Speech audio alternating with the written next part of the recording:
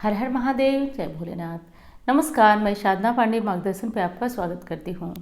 दोस्तों, आज की वीडियो है कि अष्टमी पे जो हम लोग चूड़ियाँ चढ़ाते हैं या पूरे नवरात्रि में जो चूड़ियाँ चढ़ाते हैं, उनमें यदि आपके पति की तरक्की नहीं हो रही है और सब मिला जुला कर कहें कि जो भी काम है वो नहीं चल रहा है, नौकरी नहीं मिल रही है, पति संबंधी कोई भी समस्या है, तो आप इस अष्टमी पर यानी कि जो 29 तारीख को पड़ेगी अष्टमी, उस अष्टमी पर आपको क्या करना है, 29 मार्च की मैं बात कर रही हूँ।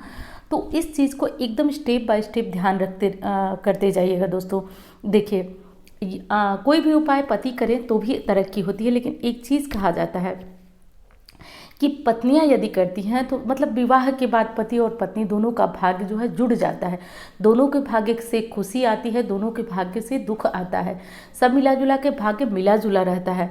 तो आज यानी कि ये नवरात्रि देखिए, एक एक दिन, पूरे एक एक दिन सिद्ध दिन होता है, लेकिन इस नवरात्रि की अष्टमी बहुत विशेष होती है। वैसे तो अष्टमी के लिए और कई वीडियो बनी हुई है, जैसे उसमें थोड़ा सा काम बाकी है वो करके और अपलोड होगी, लेकिन चलिए अब मैं सुहागिन महिलाओं की विशेष बात करने वाली हूँ आज।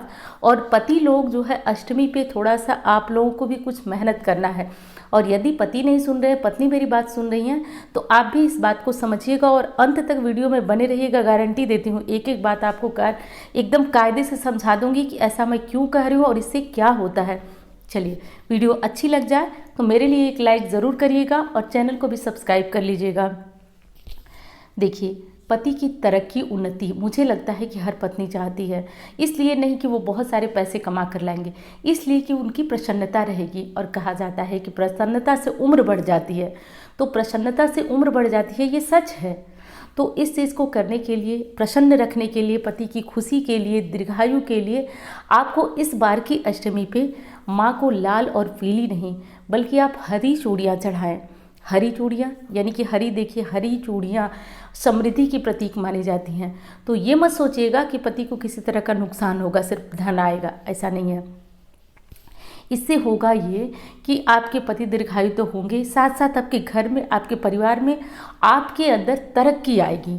पति को तरक्की दिलाना चाहते हैं कि जो भी व्यवसाय कर रहे हैं उसमें उन्नति आपको दिखाई दे। वैसे बताने को तो मैं कई बार ये उपाय बताई हूँ, लेकिन इस बार की अष्टमी पे ये काम ज़रूर करिएगा। तो आप कुछ हरी चूड़ियाँ माँ को इस बार समर्पित करिएगा, 1 दर्जन 2 दर्जन जितनी करना चाहें। और ज़्यादा प्रभावशाली इनको बनाना चाहती हैं तो घर में नहीं बल्कि मंदिर में चढ़ाइए और माँ से प्रार्थना करिए। इसके साथ एक चीज़ और आपको करना है, इसके साथ लेना है आपको गुलाब के कुछ फूल, और उनको लेना है एक मतलब एक डलिया बांस की मिले तो ठीक है, उसमें आपको एक नारियल, 11 गुलाब के फूल लेने हैं। और यदि ये चीज़ें नहीं मिल पाती और उसमें रखनी है चूड़ियाँ, लेकिन हो सकता है कि आप ये सारा काम न कर पाएँ, तो घर में भी आप नारियल और 11 गुलाब के फूल और हरी चूड़ियाँ रख के माँ को बस समर्पित करिए।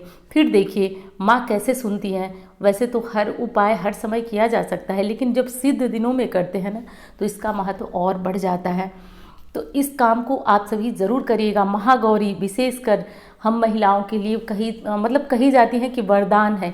इनकी पूजा, इनकी सेवा से हमारे जीवन में जो सांसारिक सुख होते हैं, भौतिकता होती है, उनको हम प्राप्त कर लेते हैं।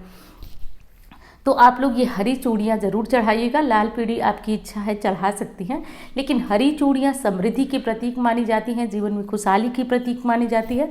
तो हरी वाली चूड़ियाँ इस बार ज़रूर चढ़ाइए। अब चलिए मैं बात कर लेती हूँ आज पुरुष भाई लोगों के लिए। थोड़ी सी मेहनत आपको भी करनी पड़ेगी, थोड़े से पैसे आपको खर्च करने पड़ेंगे, लेकिन विश्वास मानिए ये भी उपाय बहुत ज़्यादा आजमाया गया है।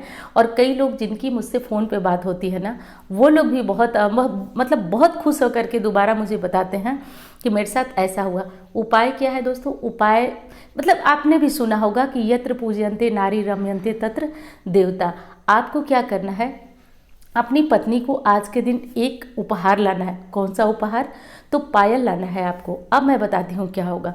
चांदी, चंद्रमा और शुक्र से संबंधित है, और अष्टमी माँ महागौरी के दिन, यानी कि जब भोलेनाथ ने माँ महागौरी पे प्रसन्न होकर और कालिका स्वरूप से उन्हें मुक्त कराकर महागौरी, यानी कि अत्यंत अधिक गौरी होने के कारण उनका नाम महागौरी पड़ा, तो इस दिन का महत्व और अधिक बढ़ गया।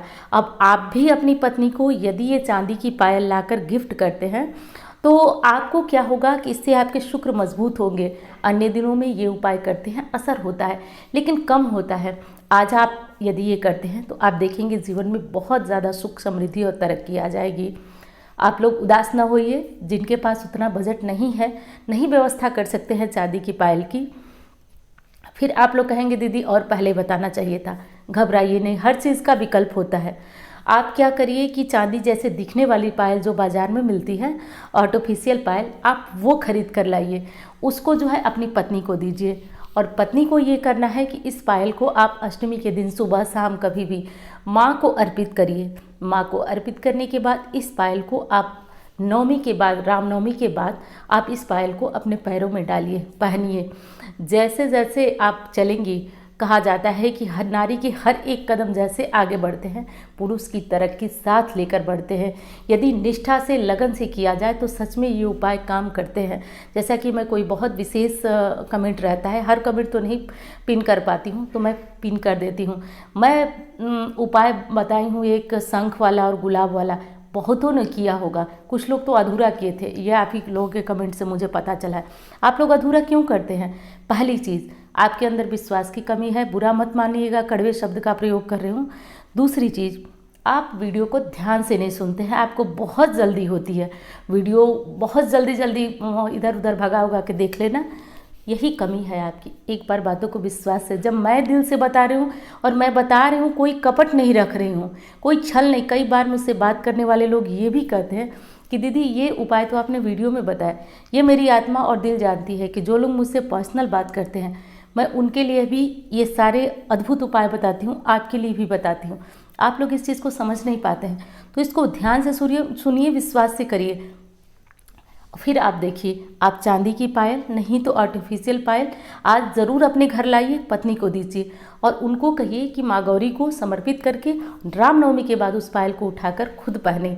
और फिर आप देखिएगा जीवन में कैसे तरक्की और समृद्धि आती है। पति को धनवान, हाँ, ये शब्द कहना मेरे लिए दुर्लभ नहीं है।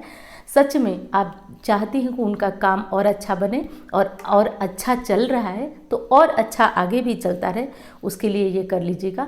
पति बीमार हैं तो आप ये पायल खुद खरीद लीजिएगा। यदि लेने की स्थिति नहीं है तो मैंने बताया सस्ता सा आर्टिफिशियल पायल ले लीजिए, लेकिन ले लीजिएगा। और जिनके पास समृद्धि है, भगवान की कृपा से कर सकते हैं, तो आप लोग एक चांदी का कलश आज ज़रूर लाइएगा। मैं सोच रही हूँ कि चांदी का कलश थोड़ा महंगा हो जाएगा, इसलिए मैं ये उपाय बताई नहीं हूँ। ये उपाय भी बहुत ज़्यादा कारगर है, तो इसलिए मैं नहीं बताई हूँ, लेकिन बता देती हूँ। जिनके पास चांदी का व्यवस्था है वो चांदी का कलश आज ज़रूर खरीद करके लाइएगा। उसमें चावल भर करके अपने घर के मंदिर में रखिएगा, स्थापित कीजिएगा माँ लक्ष्मी का ध्यान करते हुए, तो कर लीजिएगा। और हाँ, बिल्कुल हमारी बहनें परेशान ना हो, इस काम को करें। जीवन में यदि दुख है ना, तो भगवान काटने का कोई ना कोई रास्ता और कोई ना कोई विकल्प देते हैं, तो करते रहिएगा। कमेंट बॉक्स में माता जी और भोलेनाथ का नाम जयकारा साथ साथ लगाइए।